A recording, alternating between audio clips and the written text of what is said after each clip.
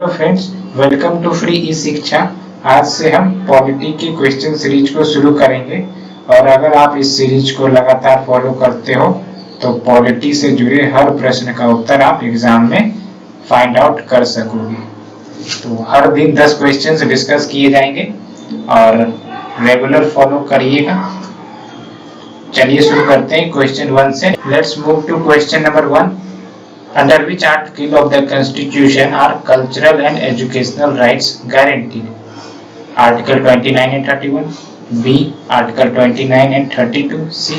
Article 29 and 30 and D. Article 30 and 31. तो आपके answer है article 29 and 30. Let's move to the second question. Which of the following is not specifically mentioned in Article 19 of the Constitution? Freedom of speech and expression, B. Freedom to assemble peacefully without arms, C. Freedom to move freely, or D. Freedom of the press. The answer is freedom of press. Let's move to question number 3. Right to constitutional remedies comes under fundamental rights, B legal rights, C constitutional rights और D natural rights. तो आपके answer है fundamental rights.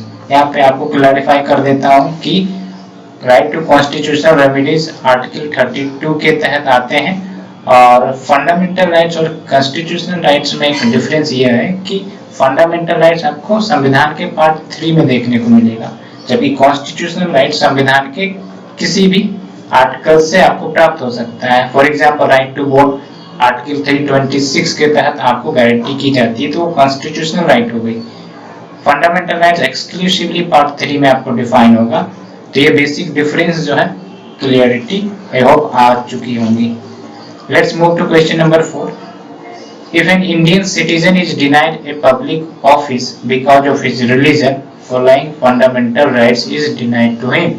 यानी कि अगर कोई भारतीय नागरिक को पब्लिक ऑफिस इसलिए नहीं मिल पा रही है क्योंकि उसका धर्म हिंदू है या मुस्लिम है, तो संविधान इसका विरोध करता है। तो आपको बताना है कि वो कौन सा फंडामेंटल राइट्स उनको डिनाई किया जा रहा है।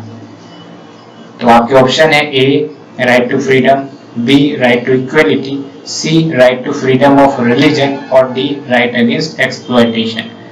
तो आपका आंसर है right to equality, क्योंकि right to equality में साफ साफ आर्टिकल 14 में कहते हैं कि state shall not discriminate on the ground of race, caste, gender, place of birth, etc. Let's move to question number 5. Fundamental freedoms under Article 19 are suspended during emergency caused by Option A war or external aggression, Option B failure of constitutional machinery of a state, Option C internal armed rebellion or Option D financial crisis. So your answer is war or external aggression। यहाँ पे एक बात और clear कर दूं कि armed rebellion के ground पर फंडामेंटल फ्रीडम्स अंडर आर्टिकल 19 को सस्पेंड नहीं किया जाता है। Let's move to question number 6। Any dispute regarding the violation of fundamental rights can be presented. Option A in the supreme court only, option B in the high court only, option C either in supreme court और in the high court, या option D first in the supreme court and then in the high court. So your answer is either in the Supreme Court or in the High Court. Let's move to the another question. Question number 7. Indian Constitution recognizes minorities on the basis of religion, caste, population or color. So your answer is religion. Religion के नाम पे हमारा संविधान minorities को recognise करता है। हाँ, linguistic भी एक ग्राउंड हो जाती है जिसके तहत संविधान आपको रिकॉग्नाइज करता है माइनॉरिटीज के रूप में। Let's move to question number 8। The fundamental individuals are, मौलिक व्यक्ति हैं, option A limited to state action only, B mean to protect persons against the conduct of private person, option C meant to protect person against the police action, और option D all of the above।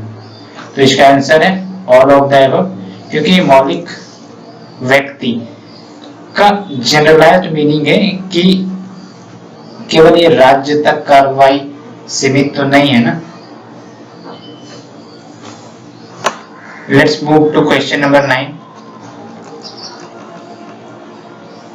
Article 14 guarantees equality before law and equal protection to, option A all persons living within the territory of India, B all Indian citizens living in India, C all persons domiciled in India, or D all persons natural as well as artificial।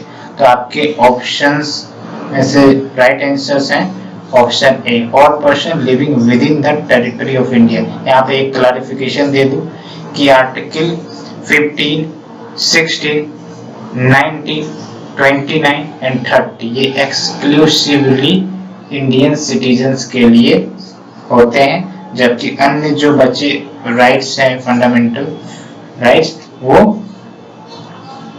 Persons के लिए भी applicable है। Person मतलब कि citizens plus non citizens. Let's move to question number 10। The constitution names our country as, option A Bharat, B India that is Bharat, C Hindustan, D Aryavarta. The right answer is India that is Bharat. Basically जब आप preamble खोल के देखते हो हमारे संविधान का, तो वहां पर साफ साफ लिखा है India that is Bharat. Basically our constitution, basically article 1 of our constitution साफ साफ कहता है India that is Bharat shall be a union of states, so the correct answer is India that is Bharat.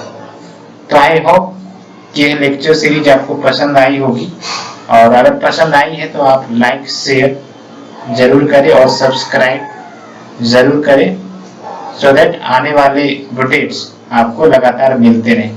Thank you friend, thank you very much.